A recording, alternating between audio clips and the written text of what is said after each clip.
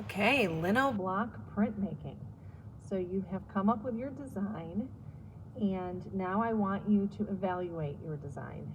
I want you to see if it's just maybe like a mushroom, a one item. I want you to think, can I fill the background in with pattern, line, or shape? Another example is this leaf. It has added pattern and line around it. The shoe has a tessellation of arrows behind it. That's a really great use of pattern and shape. Or if it's shallow space like the cow and this flower, you don't really need anything extra in the background.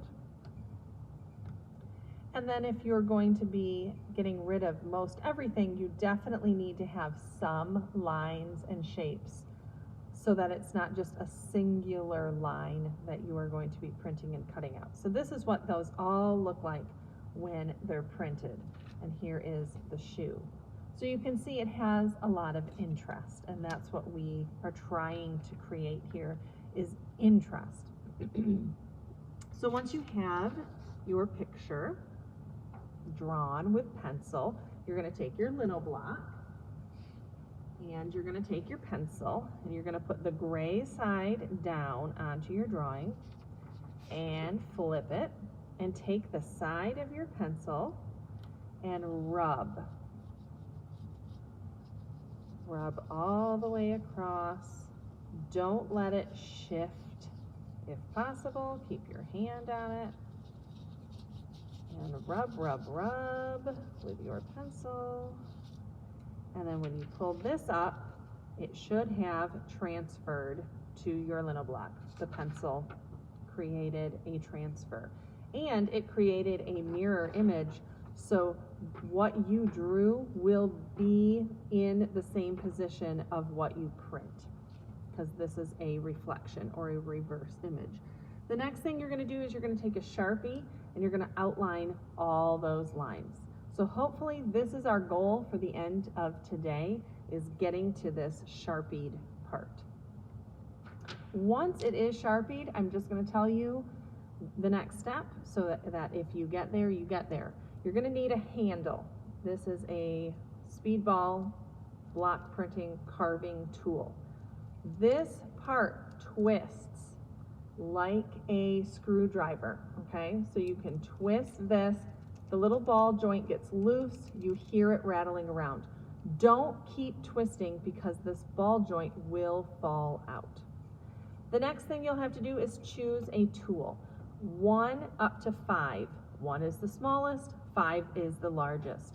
1 and 2 are V grooves, 3 to 5 are more of a U groove. I'm going to start with a 3, especially if I'm going to be carving away big chunks, but you can decide what you want to use. Now, every end looks a little bit like a fingernail. Every tool has one end that looks like a fingernail. See that? And then another end has the actual sharp part. It has the beveled blade. You're going to take the side that looks like a fingernail and you're going to slip it inside that ball joint. So there's 2 pieces here, and the fingernail part just kind of slides right in when it's loose enough. If it's not sliding in, it might not be loose enough. Okay? Then tighten it up, and now this isn't going anywhere. And now you can start carving. Now you're going to lay it flat. You're going to have your hand down below and you're carving away from your hand. Don't ever be carving toward your hand. Also, this is the position I find it comfortable to hold.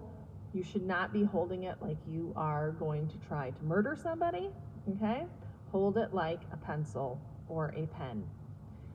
Get a good grip on it, and then you're going to carve away from yourself. Now this is the other tricky part. You have to decide what you're carving out. You should not just be carving out the lines and calling it a day, unless it's something like this Highland cow or this flower. We want to be thinking about the space and what is going to look good when printed, like the whole mushrooms being removed here. and the whole stem of the mushroom removed with just some lines left over. So you have to think about that positive and negative space when you start to carve. So what I'm going to do is I have decided I'm going to remove this entire sun. So as I carve, it carves very easy and very smooth, but I am going to be pushing into that linoleum just across the surface, and I'm going to carve that out, and I'm going to turn it so it's not going toward my hand. And you will find it easiest to push forward, so that means you're going to be moving your plate around instead of trying to twist and turn your body around. So it's so much easier to move that plate than to move your body. So just start removing, and maybe for the removing section I want a bigger one, but get comfortable with whatever you like. Now here I'm going to be removing the lines. So I'll push, pull, and I'm going to go all the way to the edge, right off the edge there.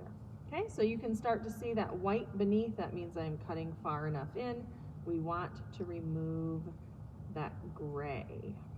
Now remember, whatever we remove is going to be white or the color of the paper, and whatever stays is going to have the ink on it. I'm also going to create a sense of shadow here on the side of my mountain. So I am going to actually remove the line for the mountain, trying to save that line, that Sharpie line between the sun and the mountain. Okay, I want that to stay here. And then I'm just gonna like hand draw some lines in here, just very thin.